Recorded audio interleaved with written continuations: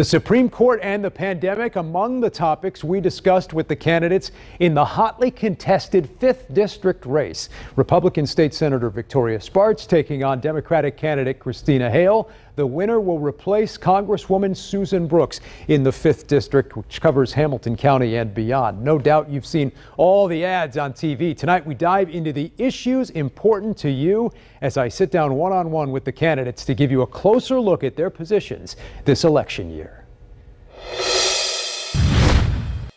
Well, let me tell you, when I became state senator, I always understood that I represent 100% of the people, and I spend my time to meet with all sides on all of the aisles and all of the opinions from each side of the issue.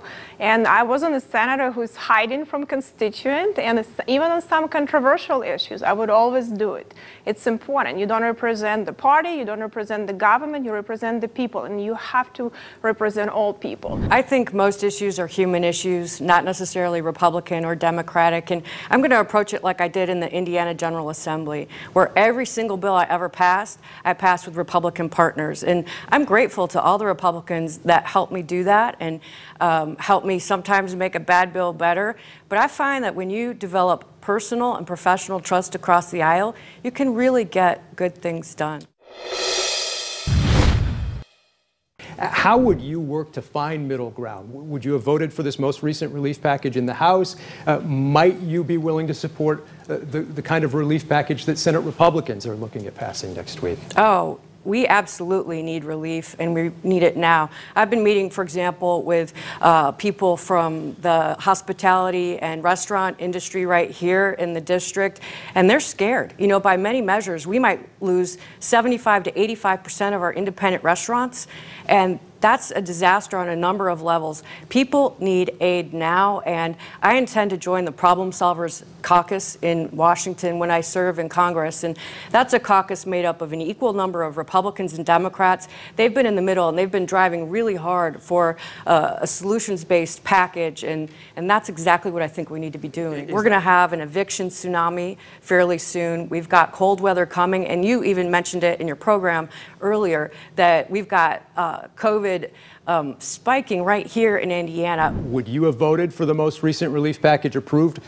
by the House? How will we find middle ground here? Well, unfortunately, we have so much politics in Washington, D.C., not too much policy making, so we have a lot of drama. And unfortunately, there are some good proposals that President done, the House done, and House minority proposing, but it's just become a meta political battle. Well, they have their own rules, and they try to encourage, so, and I think there is debates and discussions, and they have their own advisors, and I think they try to, they were given a lot of communications to other states, and, and to governors. They're working very closely, and governments had to decide, because each states are different. Been clear? That message was very clear to our state government, and, our governor worked closely, and we won these conference calls, and our governor decided that it was good for Indiana. Some other governors decided differently, but, one size never fits all.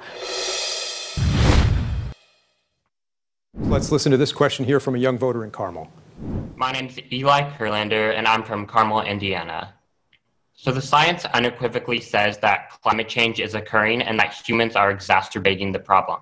So if elected to Congress, what will you do to help combat climate change and protect the environment? Climate change. What's the solution?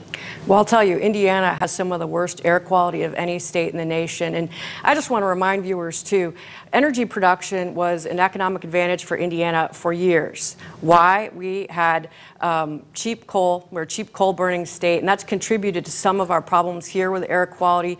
But that energy production infrastructure is aging, and we're going to necessarily have to replace it or expensively retrofit it. And now's the time to diversify our energy production portfolio. There's tremendous opportunity for Indiana to get out ahead and claim some of these clean energy jobs. They're high paying, and really get to work to bring these win-wins back to Indiana.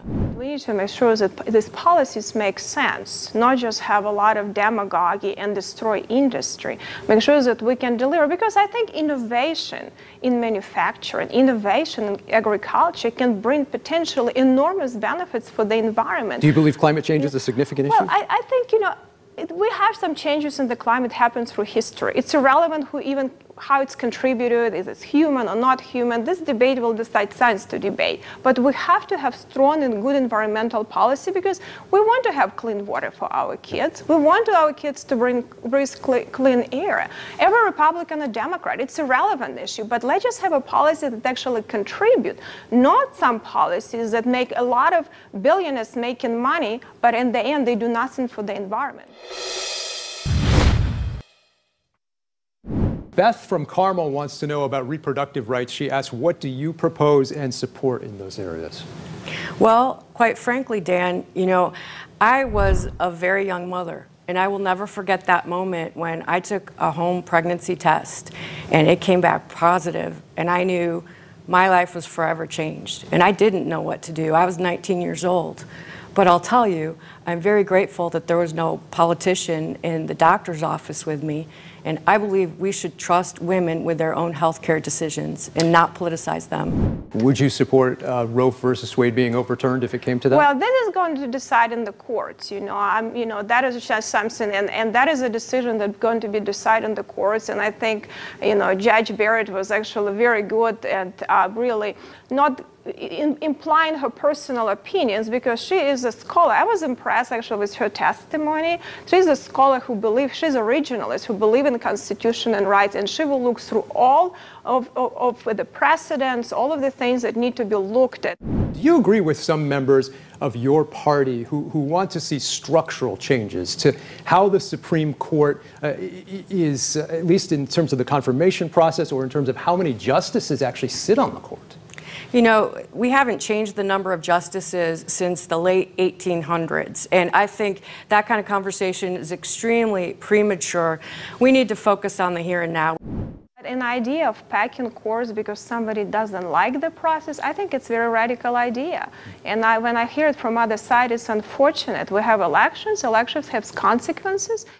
All right, a lot there, a lot of issues to discuss. Coming up next, we're going to look at the race for president. We're 8 days away. We'll take a closer look at what it will take for President Trump or former Vice President Biden to get to 270 electoral votes. This is what the map looked like 4 years ago. We'll take a closer look at what it could look like next week after the break.